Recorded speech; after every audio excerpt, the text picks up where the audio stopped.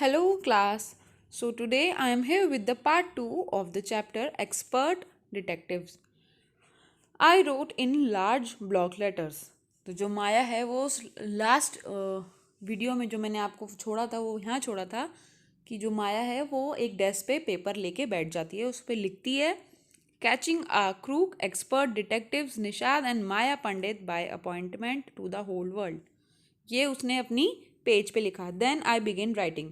About half an hour later, I turned towards Seven, who was lying on his tummy, chinned up in his palm, reading comics. Want to hear what I have written? I asked. मैंने लिखना शुरू किया और आधे घंटे बाद seven की तरफ मुड़ी और सेवन जो है वो बेड पे पेट के बल लेटा हुआ था और उसका जो चिन्ह है वो उसके पाम्स के बीच में था और वो कॉमिक रीड कर रहा था। तुम सुनना चाहोगे कि मैंने क्या लिखा है? He looked up questioningly. I have listed all the facts we know about Mr. Nat which might help us to trap him. I said, want to hear? तो वो मेरी तरफ देखता है और वह मैं उससे बोलती हूँ कि मैंने ये सारी चीज़ें लिस्ट कर ली है जो हम मिस्टर नाथ के बारे में जानते हैं, शायद ये हमें हेल्प करें उनको पकड़ने में। मैंने ऐसा कहा, क्या तुम सुनना चाहोगे? Seven nodded. सेवन ने कहा, हाँ ठीक है। Fact number 1, I read his name is mister Nath, we must discover his first name. पहला फैक्ट ये है कि हम उनका सिर्फ सरनेम जानते हैं, उनका पहला नेम क्या है हम नहीं जानते, हमें ये पता करना है। Do you think that his real name? Maya Nishad asked. Do you think that's his real name? Maya, तुम सोचती हो कि उनका रियल नेम है? माया, निषाद ऐसा बोलता है। Probably not, I said. Most crook have an alias. I added a big question mark after Nath. तो जो माया है वो कहती है कि जो ज़्यादातर जो क्रूक्स होते हैं उनका जो है ऑल्टरनेट नेम होता है। Fact number 2, I read on the tenants at Shankar house said he is mad strange and unfriendly. जो शंकर हाउस में टीनेट्स हैं उन्होंने बताया कि वो मैड हैं, स्ट्रेंज हैं और अनफ्रेंडली हैं।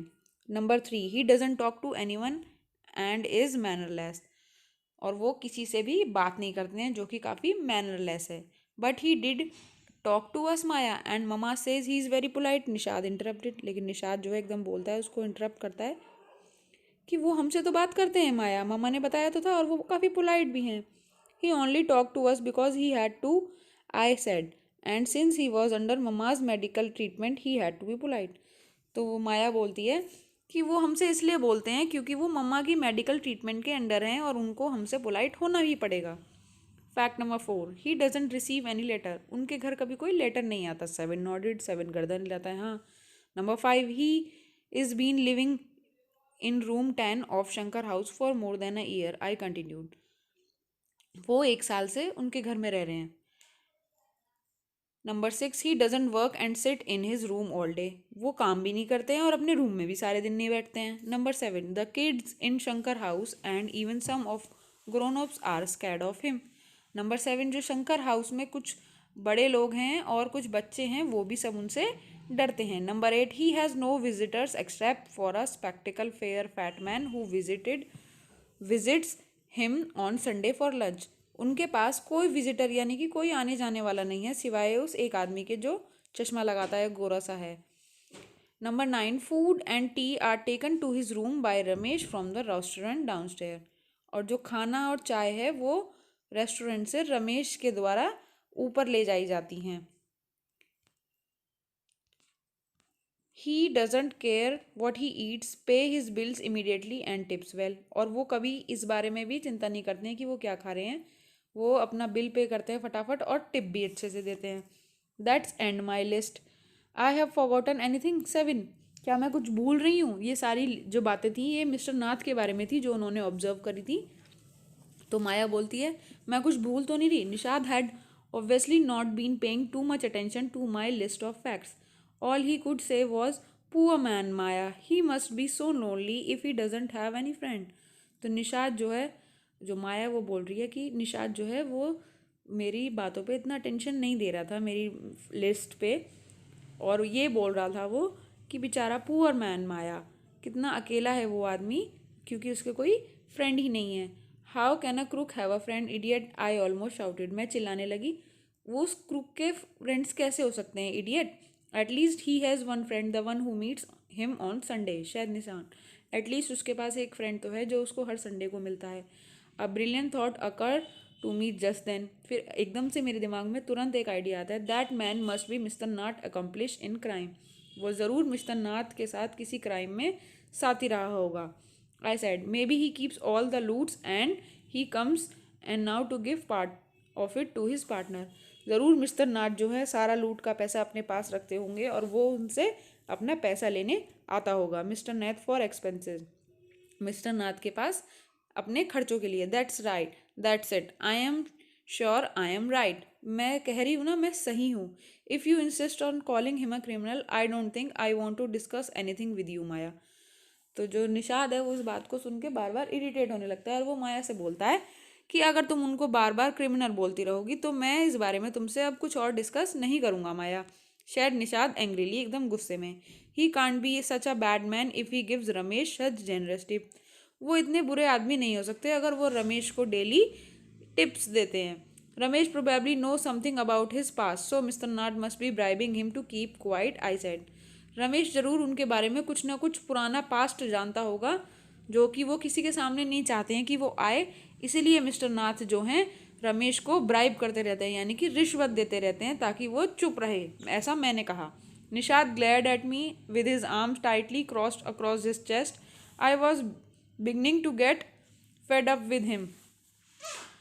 निषाद जो है अपने शोल्डर्स को फोल्ड करके, आर्म्स को फोल्ड करके अपने चेस्ट के अराउंड और मेरी तरफ देख रहा था गुस्से में, और वो मुझे उसको देख के ऐसा लग रहा था कि अब वो मेरे से फेड अप हो चुका है। How can we make any progress with our investigation if you take that attitude seven, I asked. तो मैंने सेवन से कहा उसके जेस्चर को देख के कि सेवन, अगर तुम इसी तरह की बातें करते रहोगे तो हम अपने इन्वेस्टिगेशन में आगे कैसे प्रोग्रेस करेंगे। I will cooperate only if you give up this idea about him being an escape group, said seven. मैं तुम्हारे साथ जब भी कॉपरेट कर सकती हूँ अगर तुम ये कहो कि हाँ वो एक भागे हुए क्रूक है, said seven. You really make me angry. तुम सही में मुझे बहुत गुस्सा दिला रही हो। I almost hit him. मैंने उसको मार ही दिया। You I make you angry you stupid oaf, I shouted. You make me mad.